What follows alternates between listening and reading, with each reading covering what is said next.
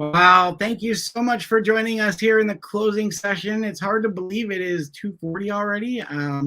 What a day. It's been exciting. I hope you've got to see some amazing sessions today. I've already seen some great things in the chat about having a great day for this conference. So we thank you so much for joining us and taking your time to be here with us. We always try to provide you with the best quality professional development in the world, and we hope we delivered on that today so far. And we're going to finish strong as well in this closing session of this year's technology conference. As always, my name is John Shoemaker. I'm a specialist from the Department of Educational Technology, and I'm here to kind of moderate the closing session. And in this session, if you've not been here before, there are just a couple of housekeeping things that we talk about if this is even just your first session today. So as always, over there on the right, go ahead and use the chat box to communicate. If this is your first time ever using YouTube, you actually have to create a channel first, and then it will let you chat with us. So you can do that with your district account or a personal account.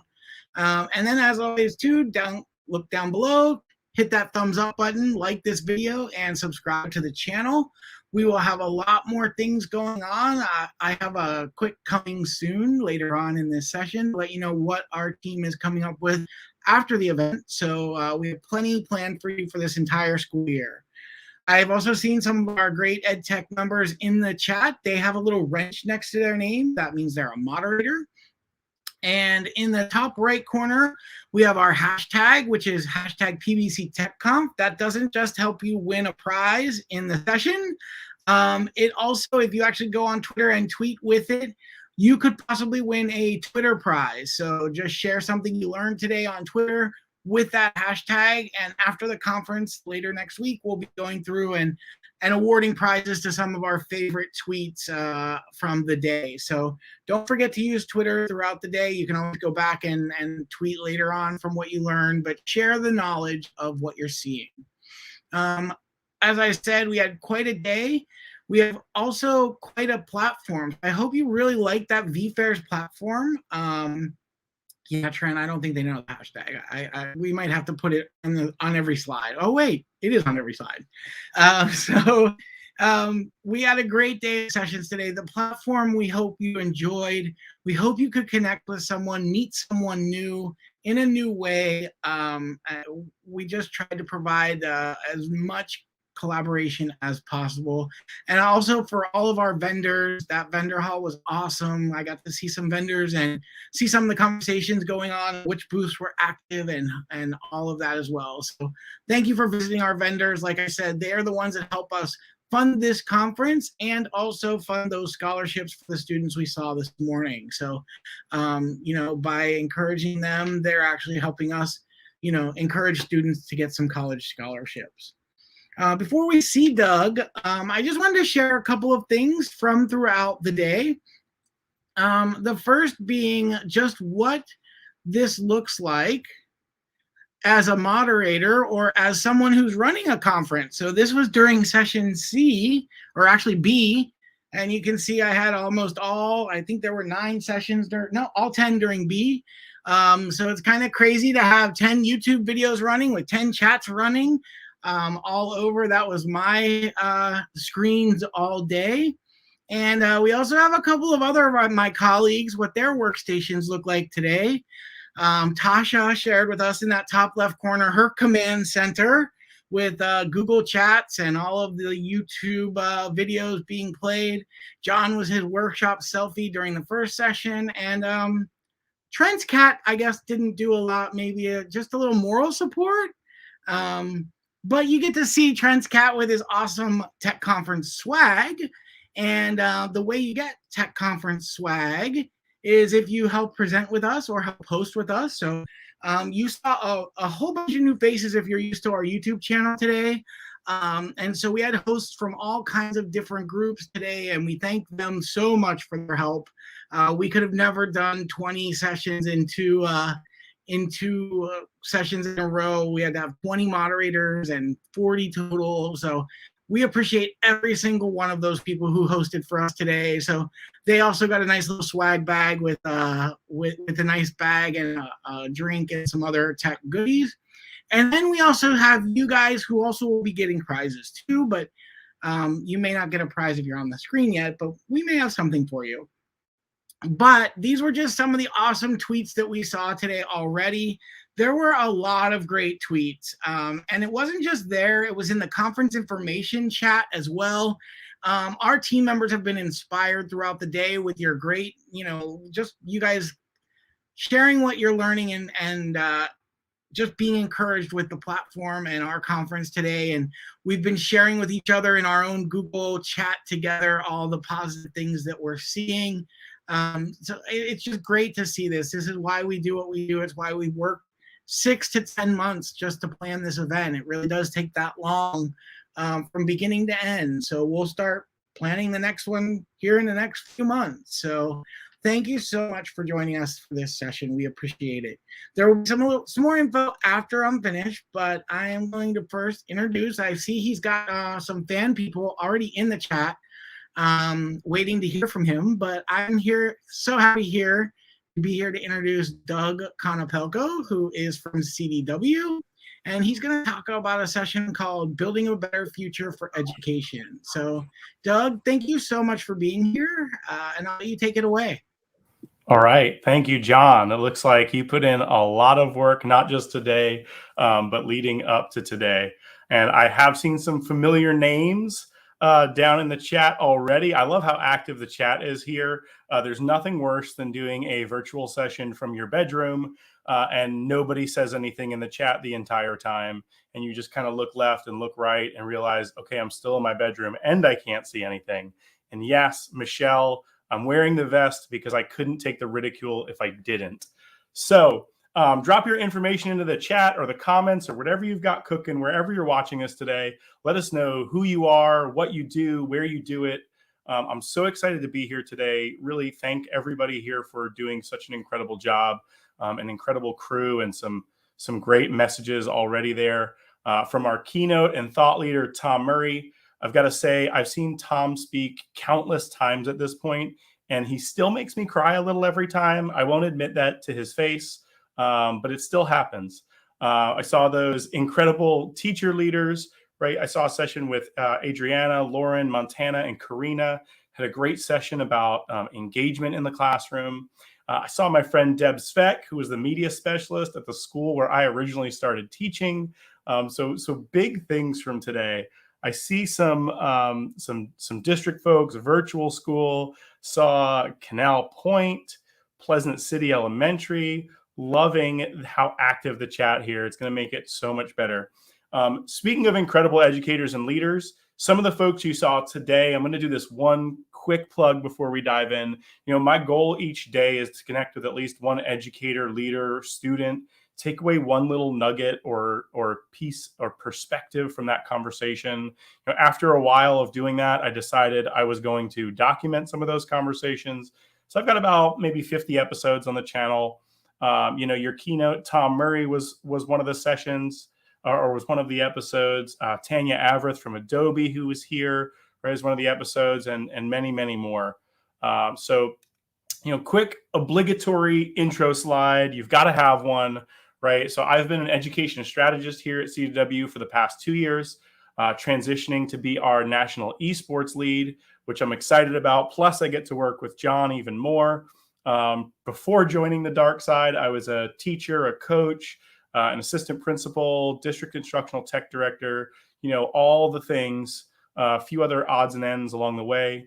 And being in this role just means I get to work with these incredible educators and leaders. I actually see Michelle Fleming in the chat. Michelle was like my first assistant principal. But it's really incredible to be able to make these connections and work with these incredible educators over the years. So I'd be remiss, because of the connection to Palm Beach, if I didn't digress here for a second from my actual, normal presentation, I guess. And that's to say, if you don't recognize this building, this is Palm Beach Gardens Community High School, home of the Gators. I walk through those doors at 6 a.m. every day, ready to take on the world, or at least that's what I thought before I actually met my students or taught for a single minute. The 6 a.m. stayed the same, but taking on the world, I feel like that changed a bit. I will say, 42 bonus points to anyone watching this that I taught with or worked with at Gardens. At that time, I think I was actually rocking that, token economy. I think I was using Konopelkos is what I called them. I know, I can't believe I just admitted that in front of humans. 42 Konopelkos out there to any of my original coworkers. And I know, because I've seen some of your names already, that you're here. So I just look back right at where I started and I think, man, look at this guy. No kids. He has all of his hair, not a care in the world. My first year at Gardens, I started in October. So I was one of those people who didn't even start in the beginning of the year.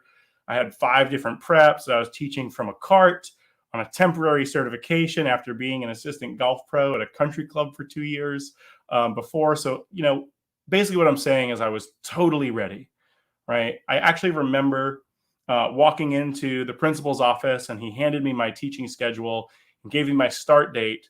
And I just kind of looked at him thinking like, I teach golf to little old ladies. Like, surely you're not just going to hand this to me and send me into a classroom with 30 plus 17-year-olds with no further discussion or prep. Like, this isn't the end of our conversation, right? And I think we all know who was probably right in their assumptions there. It was not me. So, flashback. All right. So let's get started here. Let me start today with a thank you. Thank you for sticking it out, making a difference in education. Obviously, these last 2 years almost now, right, have just been unlike any other. Whether you're in the classroom, a school or district administrator, any other school or district staff or a volunteer, anyone who's involved in the education system, thank you.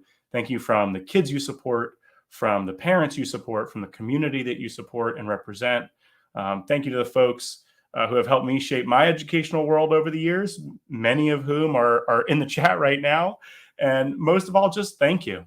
I promise we'll revisit a little more of the Palm Beach and Garden stuff as we go down the line. But first, we'll go where every good education talk starts, with a strong declaration of fact about sports. So everyone knows that if I use the word objectively, it makes things even more true, right? So watching sports on TV is objectively better than being there in person, right? Now, I was a science teacher, so we've got to examine the facts first. Before I see everyone get angry in the chat, we got to look at the facts, right? Because I did say objectively. So number one, right, on TV, you can actually see the players up close, like really see them up close in slow motion, down the line, from above, even with little annotations and labels as they run around the field or around the court. Number two, someone's taking you through every play, every backstory, keeping track of all the stats for you when you tune in. Like, you didn't know this was important, but now you know that this is like the first time in NHL history that there's been 2 players over 40 named Vlad on the ice at the same time from opposing teams in August, right? So, I mean, what kind of fair weather fan wouldn't know things like that without our trusty announcers? So I'm going there. You can go to the bathroom whenever you want. There's rarely a line, depending on how many children you have. It's almost always clean and really rarely crowded. And I challenge you to find a live sporting event where you can do that. At home, you can create or make or buy or have delivered, especially now, whatever you want, right? So I want really quickly, drop your favorite stadium food into the chat. Let's get this chat box moving a little bit again here. Favorite stadium food in the chat as we continue through. Temperature, precipitation, humidity, you're on your couch. Those are the players' problems, not yours. And then as we get into costs, right? These days, it's not even a remotely close comparison if we're talking about pro sports. Tickets, parking, drinks, snacks, any other costs. You could pay your mortgage, clear your student loans, or go to that game, right? Your choice. Just pick the one you like the most. And I know you're saying, stop. Enough of this ridiculousness. This guy's really not happy with me. So why are people against me saying that it's better to watch on TV, right? That it's objectively better. And why do I disagree with that statement? Because what you're thinking right now and what I know is true and everybody here knows is true is that it's about the experience, right? Even if these are my seats when I'm at the game and I'm in the top row of the top section, right? It's about the experience. When you go to a game, there's different sights, sounds, emotions, and smells, right? There's some good smells at the game. Some not so good ones too, but some good smells at the game. The energy is just different, right? The energy is so much different when you're at those live sporting events. And so here's where I'll digress from the sports and go back to education for us. So when we plan a lesson as a teacher, when we build out a master schedule as a school leader, when we adopt a new program or try implementing a new program as a district leader, we tend to fall back on what's the objectively best decision at each fork in the road. It ignores the fact that what we're doing in schools around the world isn't just making decisions, but designing education experiences with humans that we know and have relationships with. And it's this education experience design or EDUX, which is often neglected, that really defines how our students, how our educators, and how our staff feel about their time in our care. Also, saw some great snacks go through there. So as you continue another school year, that is absolutely rife with uncertainty, interruption, challenges, but also, we've got opportunities, connections, and learning. Right? We can explore how we can reframe that work and design education experiences that have a positive impact on our students. So one of my favorite mentors and superintendents always said this about working with the school board or doing presentations. He said, tell them what you're going to tell them, and then tell them what you told them. I'm sure there's somebody else I should be attributing that to, but that's who I heard it from, so I'm sticking with it. So today we're going to take a quick trip through what is EDUX and UX. We're going to talk a little bit about painting around the edges, talk about buckets, and then finish up with Westworld, obviously. So now, hopefully, you don't know what that means and you can make some connections along the way. If you do know what that means, it pretty much means you've been sitting behind me for the last couple of days or last few weeks of putting these things together. So we're going to start with what is UX. So user experience design is about how something, usually a website, works on the outside where a person comes into contact with it and has to work with it. So right, UI, user interface design, is really about what does it look like. UX is like what happens once we start to work with it. I pull a lot of this information from a book called The Elements of User Experience by Jesse James Garrett. This is really sort of one of the authoritative pieces on UX. And if you're wondering why would I be reading that, I had a graphic design side hustle, and so was using that as part of that work. That's where I found the book. I will be getting right back to education, but give a super brief synopsis of what was different about that. I know education people love models as long as they're not being used for evaluative purposes. So right here, basically the big thing about what he was talking about, which hadn't been done before, was that the surface of what we're doing with something like a website, that's only what people are seeing. They don't see everything else that goes into that. Right. So all the way down to that abstract strategy, like the goals and strategic planning that we do. So he sets the stage like this and start making those connections to education as we go through. In the early days of the web, being first was everything. If you were the first type of your business, of your operation online, you won, right? You were the only one there. Whoever was online, they were coming to you. As time went on, it became about features. Right? What did your site do that your competitors didn't? Right? So like, ooh, does Palm Beach's EdTech team have a search bar on their site? That's fancy stuff. Finally, as those features began to pile up and everybody had them, right? People started to realize that having the most features generally doesn't make your site any better. And the user experience became a vital part of the business strategy.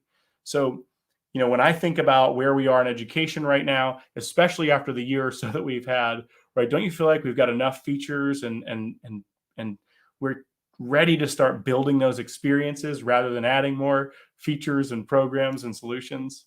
So that's where we get back to our world and EDUX. So let's talk about something that we all know, and I don't think love is the word I'm looking for. We all know it, and we know it. Lesson planning, right? So if you've been anywhere around education in the last 20 years and doing lesson planning, you've heard about backwards design for lessons, right? I think this is one of those things when we take a step back and look at it and think about it from an experience perspective, right? We tend to spend a lot of time on things that, maybe don't make a huge impact in the classroom. And sorry to anybody that's a huge fan of backwards lesson design as we talk about this, but so we start with standards and objectives, we build assessments, then we plan lessons and activities to get there. But in traditional lesson planning, which traditional is one of those words that somehow we've made like a really bad word over the years. But in traditional lesson planning, we identified a topic or chunk of content, planned a sequence of lessons, and then created the assessment. So for the big reveal, for people who like, shapes and representations, the biggest difference, if we're being honest with ourselves, is that in backwards lesson design, we're flipping the assessment and activity planning. And is it an oversimplification? Absolutely, but it's not too far off. So I want you to throw some words in the chat. I'd say shout them out, but we're not in person, which is a little sad, but we'll take it. So throw some words in the chat that you might use to describe objectives. And to keep things moving, I'm not going to pause too long on these like we would in a big room together. And after you throw a couple words in there or shout them out to yourself at your house or to your cat, Trent, throw some words in the chat that we could use to describe some of the standards you love the most or are most passionate about teaching. I see a lot of words like goals, focused, test, topic, learning targets, roadmap. Trent laughing about the cat joke. Perfect. Next, how about assessments? Throw some words in the chat that we could use to describe, or maybe even how our students would describe our assessments. Because I think, if we could probably do a good job counting how many students we've had that said, oh, Mrs. Rivera, that assessment was just, I was totally blown away.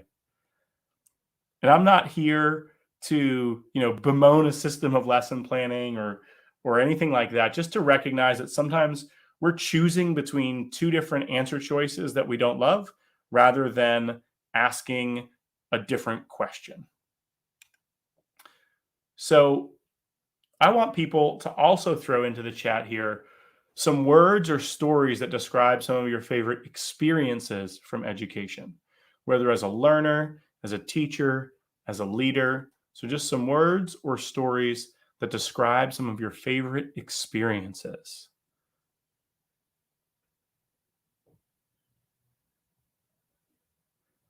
And again, as you're typing those, telling them to your cat, telling them to your spouse, yelling them into the void. I'm going to keep moving through here. I want to share one quick experience. And before anyone, lights me up for having a picture of a guy with a jacket instead of a vest, I apologize. This is just the one I went with. I want to share a quick experience with you when I was teaching at my school after Gardens. Right. And see if you can relate. So this is one of my highlights from my years teaching. Had a student that I had for physical science in 9th grade, biology in 10th grade. I was at his graduation, and he came up to me at graduation and he said, Mr. K, I really want to show you something. And then he just kind of like looked down a little bit at himself.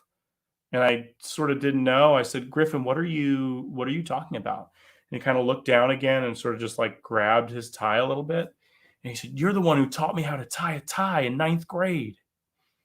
And it was one of those moments that you just feel like, first of all, I can't believe I had this kid for 2 years and that's the only thing that he remembers, right?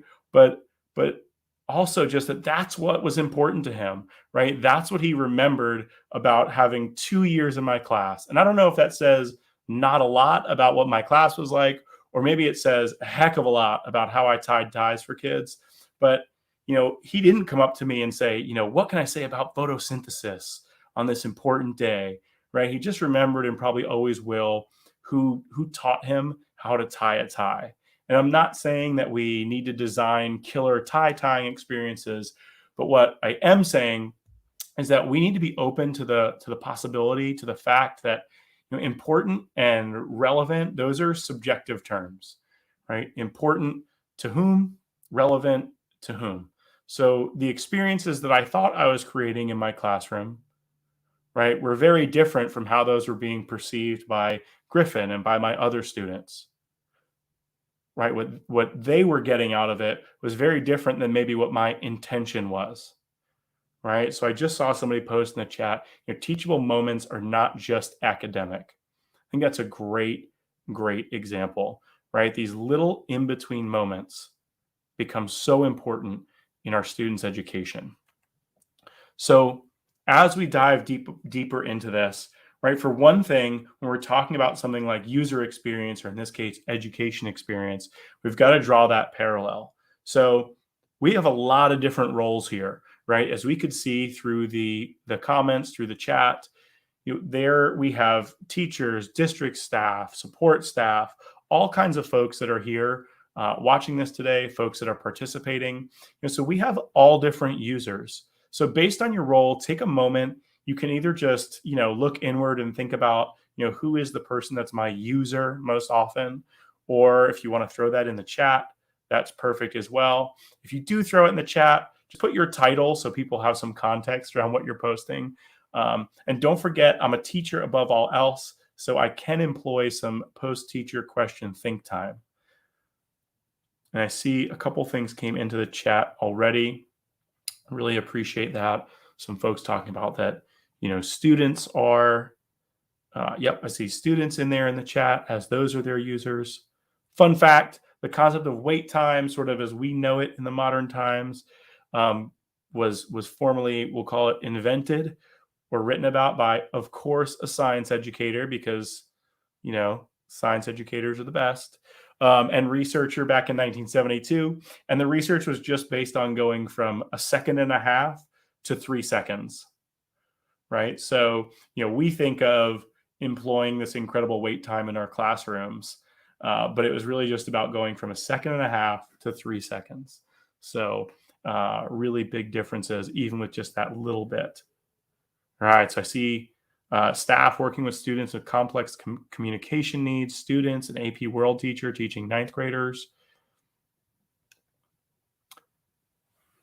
So as an additional wrinkle, we should also note that depending on what we're working on, even if it's a project to project or decision to decision, we may have different users, different stakeholders in our work. And it's important when we're laying out a project or even working on a lesson, who we're making this for. And we're going to get a little more specific about who in just a minute. I want to let this sink in for a second, especially for my my high school teachers, right? Who I know I probably had 190 students my first year. But if we just think about this, our decisions that we make on a day-to-day basis, we tend to make them without thinking about the specific students that we're impacting. Sometimes, we feel, especially if we're in a district role, it might be, one or two, pieces too far removed. But really, we know who we're making these decisions for. We know who we need to consider in our work, right? So if I'm an elementary school teacher and maybe I have 25 students that I work with, if we don't switch classes or anything, if I have 25 students, I have a really good idea of who we must consider in our work.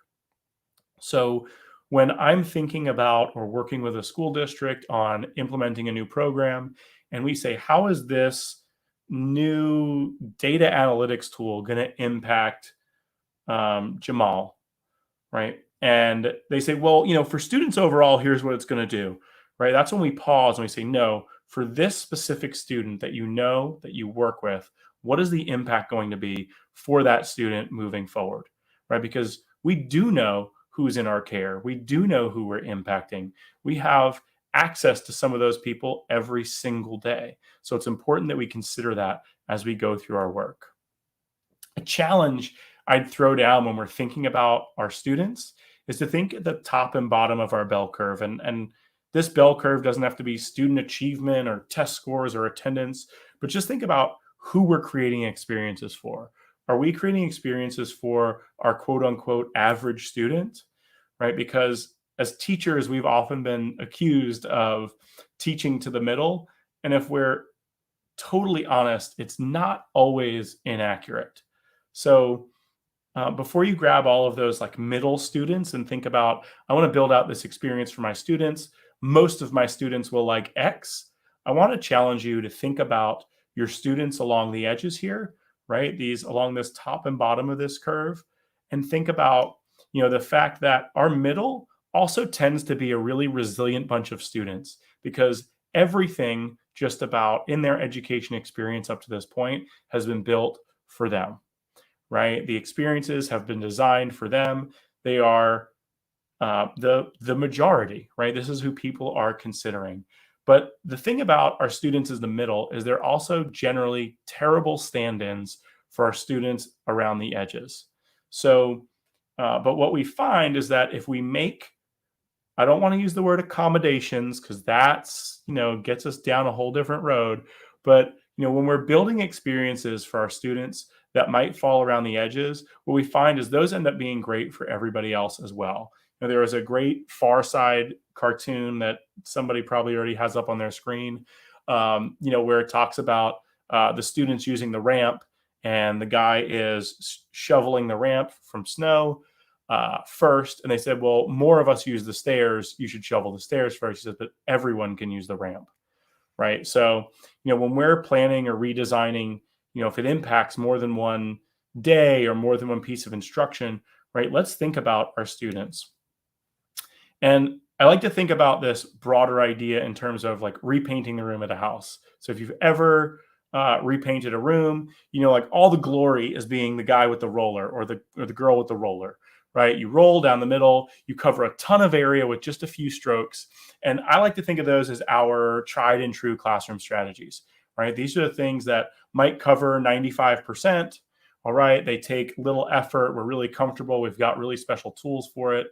Really helps us. But that's not where we make the biggest difference, because anyone who has painted a room will tell you that if you miss just a tiny bit as you're doing the cutting in up around the edge, every time you walk into the room, right, you're just drawn to that, like, who got that blue spot on my ceiling?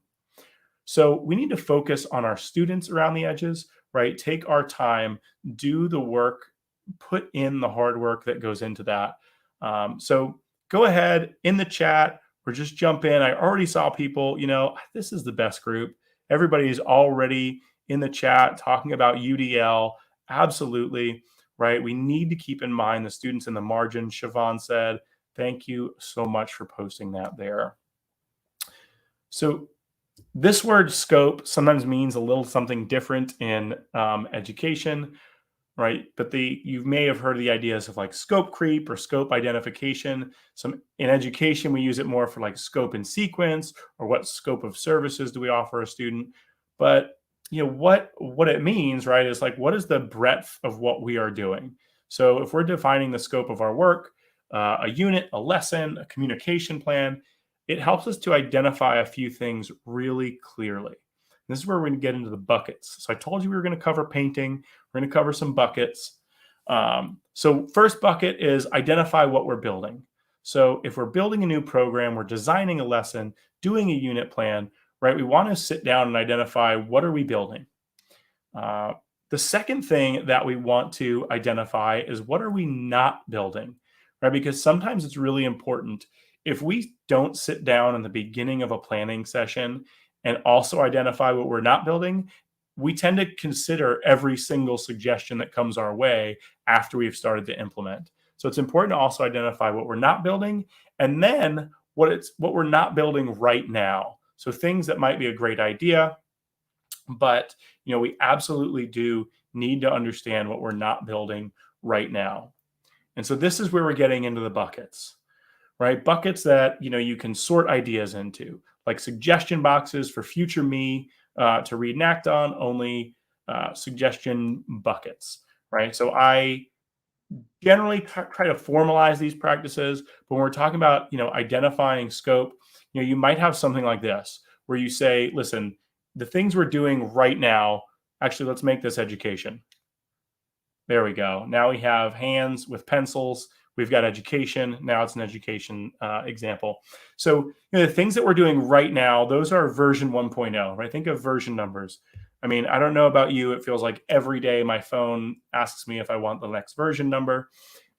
So, version 1.0, that's what we're going to do right now. Our no bucket, these are the things that we're absolutely not doing as part of this lesson, as part of this unit, as part of this experience that we're creating for our kids. Version 1.1, those are the small tweaks we can make. And then 2.0 becomes the things that we are, that if we need to rework the entire system, right, they're not available to us now. So I'm going to use this through the scope or the idea of digital citizenship work. So over the last decade or so, we've all been involved with digital citizenship work, but we have to think about, what does this experience look like and mean to our kids? Did we just buy a program that is about digital citizenship and say, this is what we're doing for digital citizenship? Again, how do we make those things meaningful? I once heard Richard Collada from ISTE say that it's really difficult to practice not doing something. But when we talk about digital citizenship, so often we talk about it through the lens of here's all the things you shouldn't do while online. So as we build out a digital citizenship learning experience for our students, we get those buckets out and ready, and we say, what do we want our students to learn to do right now, today? And I specifically am saying what we should have them learn to do, not what not to do, right? What do we want to plan for them to learn in the future? What tools do we have, right? So getting organized to understand what kind of an experience we can build along the way becomes really important. And if you're like me, I can say that in my personal life, I'm not very organized. Professionally, everything needs a bucket. Everything needs a spreadsheet. It needs a line, right? So if you're a paper person, maybe the buckets are index cards. If you're digital first, maybe it's something like Google Sheets or Excel or Keep. Having it laid out in this way also gives you the ability to keep track of your good ideas, but also your duds, right? So sometimes, you've already decided I'm not going to do this because it doesn't align to this project. It's going into the trash pile, not happening ever, not now, not ever. But if you've documented some of those things along the way, right, this wouldn't be something you do for like every lesson, but this might be a unit planning kind of thing. That thing you threw in the trash pile might become really useful down the road. Okay. So we covered some painting. We covered some buckets. I saw sticky notes go in there for the buckets as well. Absolutely. I know we're going to have a couple of these people in the chat, and I don't want you to get offended. But you walk into somebody's room one time and you see like 400,000 sticky notes on the wall, and my heart just starts to race a little bit. And I think, I don't know what those are for. I'm sure she has a great system or he has a great system, but it just worries me. I'm more of like how do we line these up perfectly and put them into categories? All right. Westworld. If you've ever seen Westworld or even played a lot of video games, you've probably seen something like this that shows the attributes of a character. So, in Westworld, this is sort of what is the personality traits of the, I'll say people. So I like to think about content in the same way, right? Not that there's, when you look at a chart like this, not that there's good or there's bad, right? It's just, here's where we fall for humility. Here's where this person falls for courage, for empathy, right? It's not saying this one is good, this one is bad. You want high of this and low of this, but it's just understanding. I saw somebody, post about reflection in the chat. A lot of the work we do, or that we skip over that we should do, is focusing on that reflection.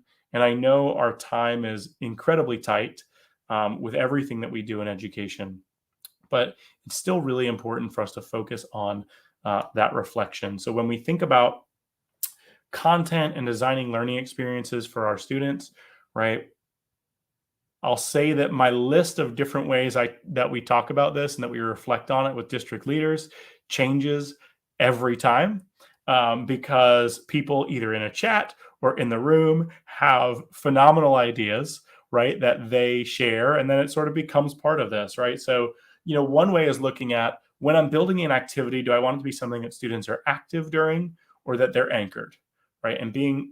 It's really important to identify that. It's not saying that all activities are best active. Your students should be running laps 24/7 every lesson. There's nothing better than that, right? We're thinking about active experiences are appropriate for certain times, anchored are appropriate for others. And just like we had in our Westworld piece here, right? I want you to think about this not as something is either active or it's anchored, but it just falls somewhere on the spectrum, right? When we're talking about active and anchored.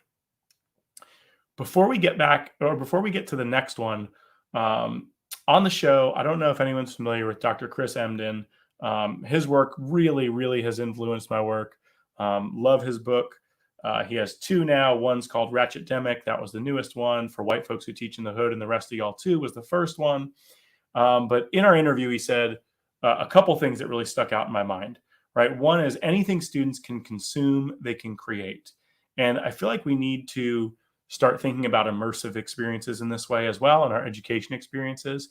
So not that consumption is terrible and creation is the end all be all, but just understanding, reflecting, right? I saw Donna, Stephanie, and the ed tech team talking about reflection in the chat, understanding and reflecting on, have I been doing a lot of activities that revolve around consumption lately in my classroom? Do I need to find a balance? Do I need to find a way to, again, these things are on a spectrum. It's not either or. Do I need to find a way to start to tip the scales a little bit toward the other side here, toward creation? How do I want to bring a little more into my work?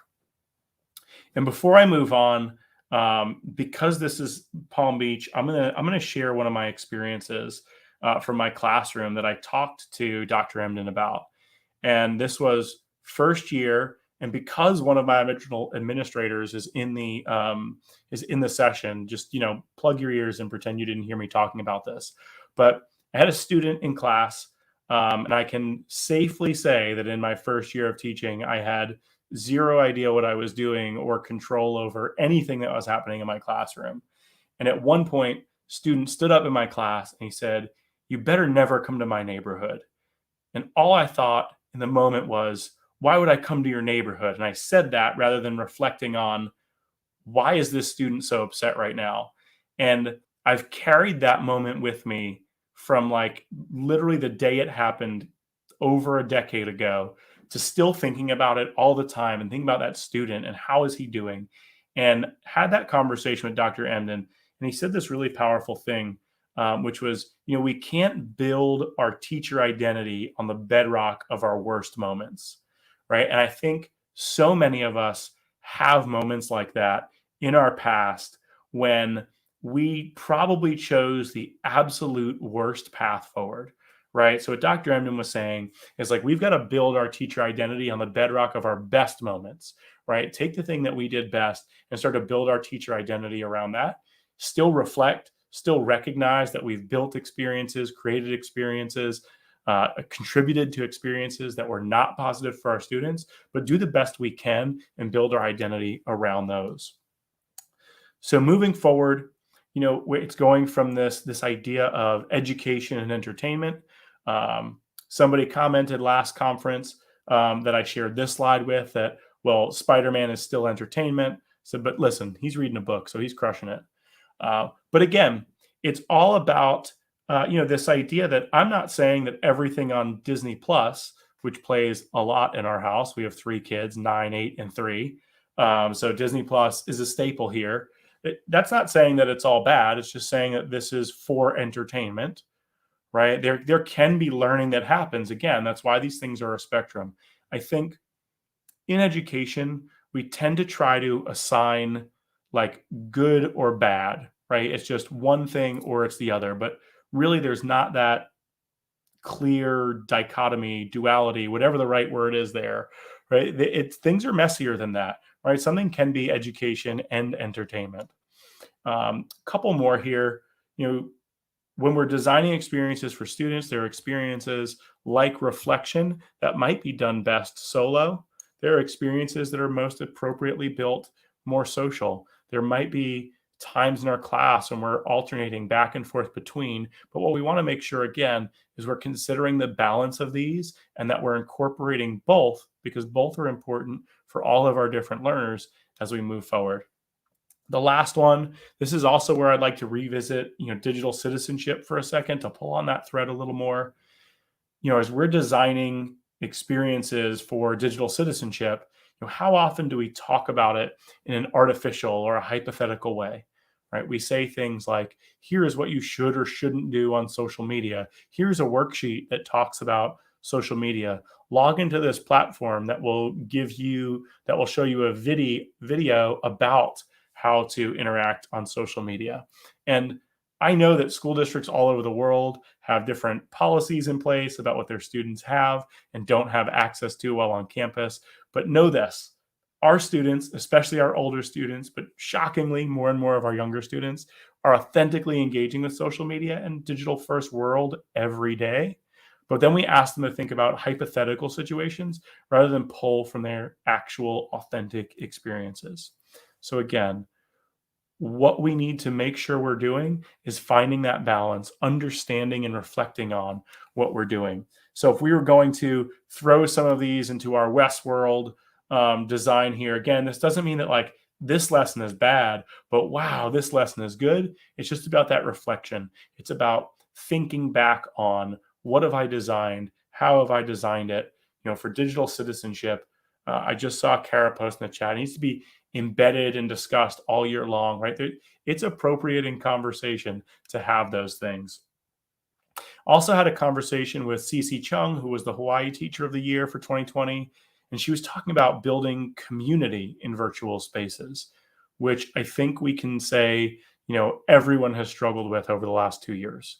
So, she talked about was being vulnerable and said like everything she tried to replicate from her physical classroom crashed and burned in her virtual space.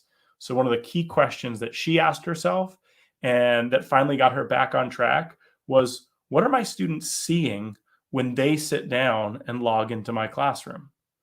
Right? So what experience are they having? Because she, again, was thinking about what do their reactions look like? She was thinking about what does this look like from my perspective, but wasn't thinking about what does this look like for a student? Right? So that perspective taking exercise helped her move from delivering a lesson, right, to designing an experience for her students.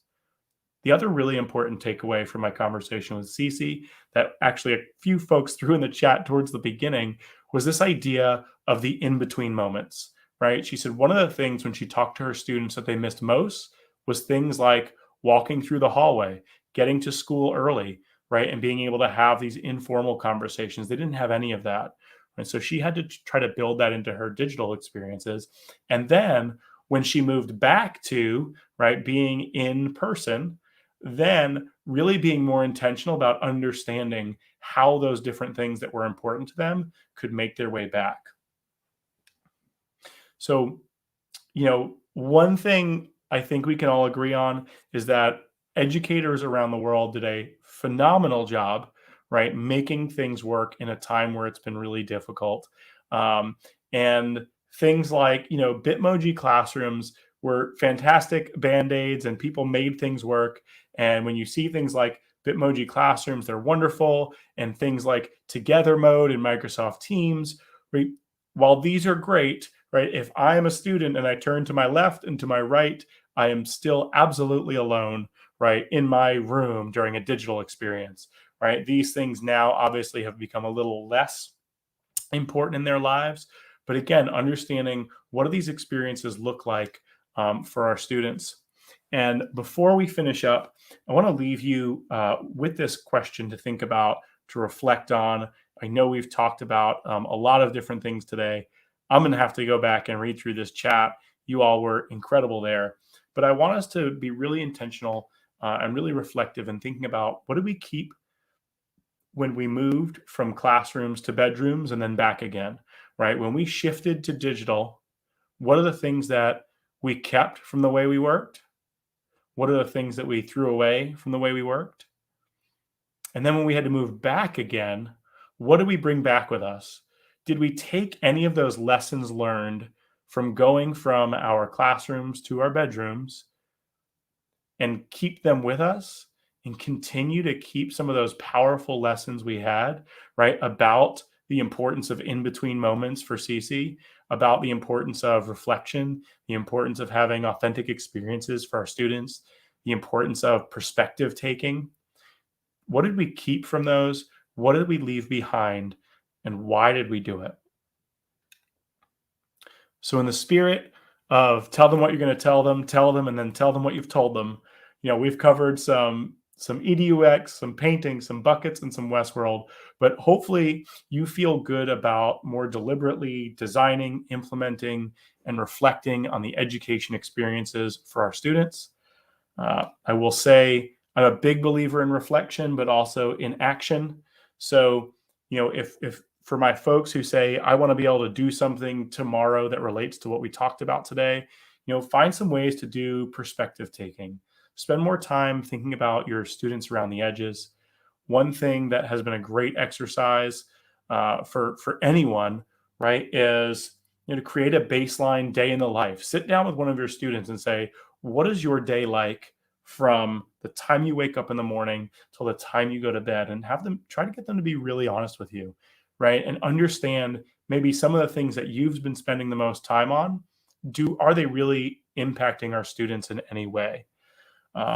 So a couple different items here. You can also go, I know I did a couple shameless plugs of it's more about the folks that I've been able to talk to and share those stories, like Cece over in Hawaii, Dr. Emden, who's just, absolutely incredible. I will say, I definitely had a little bit of like a fanboy moment when I interviewed Dr. Emden because of his importance to me. But, Tom Murray as well. So, keep those things in mind. Please think about the experiences we're designing for our students moving forward. If you'd like to connect or have any questions, these are a couple of the ways to get me. Make sure if you're tweeting anything from today, you used the hashtag PBC Tech Conference. And that's almost it. The top link here, I just remembered that I had this in here. I send out a little note every week, every other week, with just a couple bullet points of things that I found interesting, either in conversations with folks or great resources. So thank you so much for your time today, and let's get out there. Awesome. Thank you so much, Doug. We appreciate you. Some great nuggets. I've seen some great things in the chat. Also cool that, having someone local and who actually worked in this district to close out our conference. That's always a cool thing to have. So we appreciate you, and had no idea where we were going with buckets and Westworld all in one, very interesting. So I appreciate that. So thank you so much. I'll give you a minute at the end to say goodbye. I'll bring you back up. So thanks you again. John. And for everyone joining us, we thank you obviously for being here. Before we get finished with the prizes, we all know we want prizes, right? That's the big thing here. We do have a couple of things. The first thing is we started this channel actually back in March of 2020. It's kind of crazy to think the week we were told we were leaving for the pandemic, we kind of scrambled as a team and built out now almost over 200 videos on our channel of training and PD and conversations and virtual learning experiences for students. And so we're going to continue making content and sharing with you. And as much work as we've done for this conference, we've also taken on tying into what Doug was talking about with digital citizenship. So we started this year off with a tech talk on digital citizenship. And we're going to continue that starting next week. So next week is officially Digital Citizenship Week. And so what we're going to do next week is each day at 9 a.m., we're going to be releasing a pre-recorded video. It's maybe 3 to 5 minutes that reviews some of the different components of Digital Citizenship Week, including self-management and many other things. So it's going to be from a group of us on the team. We're each going to do one a day. So it'll be there at 9 a.m. either here on the channel, so you can subscribe and click the bell, but it'll also be on our website, which is edtechtraining.palmbeachschools.org. If you're in the district, there's actually a tile in your portal for the EdTech support site. But what we'll be able to do is you don't have to watch the video live. It's not a live event. It's already pre-recorded, but it's going to walk you through some of the lesson plans at the elementary, intermediate, middle, and high school level. So we hope that you'll start integrating digital citizenship, as some people had shared in the chat, all the time. We appreciate that. After that, our next big event is going to be during the Computer Science Education Week, which is the Hour of Code. We're still finalizing details for that. But for that, everything that we do starts at our hub, which is at edtechtraining.palmbeachschools.org. We love that site. Any latest updates we'll put there. We have a calendar embedded there with all of our different events that are coming. And then if you've not done our virtual learning events for students yet, you've missed out, and your kids have missed out. We do these events for students. So we're working with local organizations, sometimes national organizations, to either do a field trip to somewhere that kids can't go right now, or it's a career chat with an interesting or unique career. So keep an eye on our website for this year's virtual learning experiences. We also have last spring's virtual learning experiences and the spring before that, the first time we did it, that are on the channel that you can also use. There are so many great places like Loggerhead Marina and the Norton Museum of Art. We've worked with them many times. So don't miss any of these great events by either subscribing or just visiting our website often. Don't forget, PD points are available for public and charter schools only for us here in Palm Beach. You enroll in ELM. It's just search for Technology Conference. Complete the follow-up activity form, and then you can earn up to 8 points. These are regular recertification points. They don't count for anything like ESC or ELL or anything like that. And the final thing, because I know you're already like, I could draw this out if you'd like for another 17 minutes, but I won't do that. I know we've had a nice long day of learning. So, but before we get there, it is your turn. And I know that QR codes are sometimes frustrating because we scan them and it's like, oh my gosh, I need to take this survey right now because I just scanned it. So it is a survey. We're asking for your feedback on the day, but we want genuine feedback. So we take this as a team. We're going to have a debrief meeting in a few weeks, and we actually go through every single comment in these forums and look and try to make these events better. Obviously, we're not in person, although I did see some great things about, having your own lunch, or even Doug, or was it Doug or Thomas that did not a long line for the bathroom, right? I think that was Doug from the stadium, right? There are advantages to being virtual. But please, let us know your thoughts. We do take that seriously. We are also going to share that link, that bit.ly link, with you in an email on Monday morning. So on Monday morning, you're going to receive an email from the platform. If you had registered before today, you would have gotten at least one, maybe 2 emails. But we really want to know. And if you don't want to do it right now, either save that link. Bit.lys are case sensitive, so you do have to have the capital TCS. And but if not, you will get that follow-up email on Monday. But do tell us what you really learned and what you want from us in the future. And so with that, I guess I don't even need to say it, but you've been trained so well. That opening session worked so well. But normally you have to say, please put hashtag PBC TechConf in the chat. But if you haven't already, I believe I had seen up to 152 entries already. So go ahead.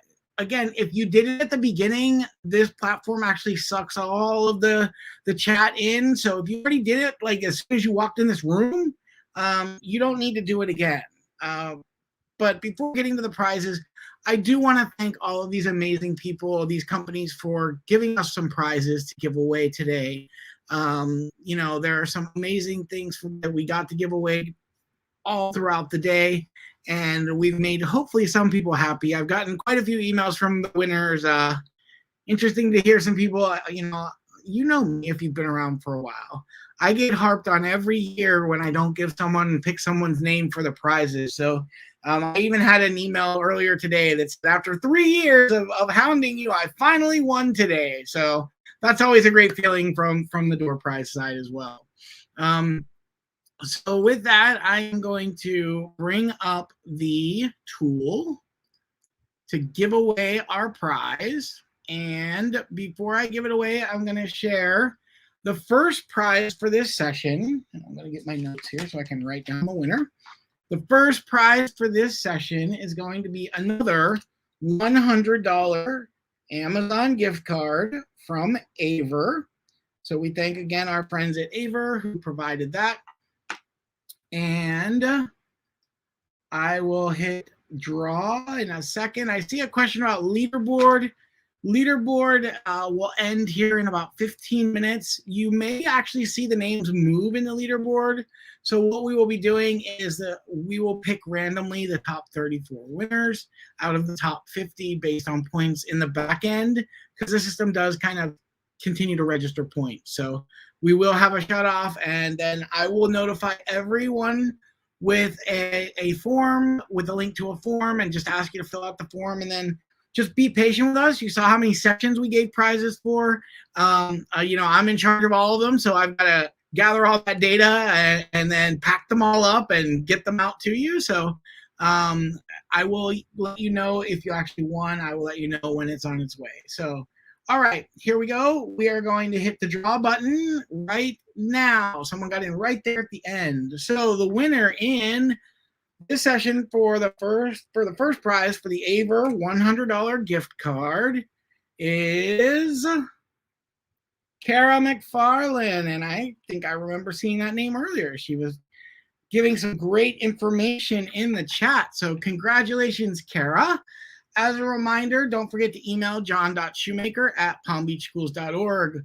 Congratulations on that $100 for Amazon. You'd see my Amazon wish list. Woo, the total for that cart makes me want to cry. But anyway, so our second prize for today is, whoops, wrong slide deck, is an iPad mini from Newzella. So Newzella's got us an iPad mini to give away here at this closing session. So I am going to hit the draw again button. This is the last prize for the day. So let's see who's gonna win. The Magic StreamYard giveaway tool will decide. You can only win once, just so you know, in this session. So if it pulls her name again, we'll have to go again. P. Evans. Congratulations, P. Evans. You are the winner of an iPad mini that I will get out to you. So please be sure to email me, john.shoemaker@palmbeachschools.org. We appreciate you and we thank you. And on behalf of the entire educational technology team, they've all been in the chat. They've all been in our Google chat. Thank you for being here today.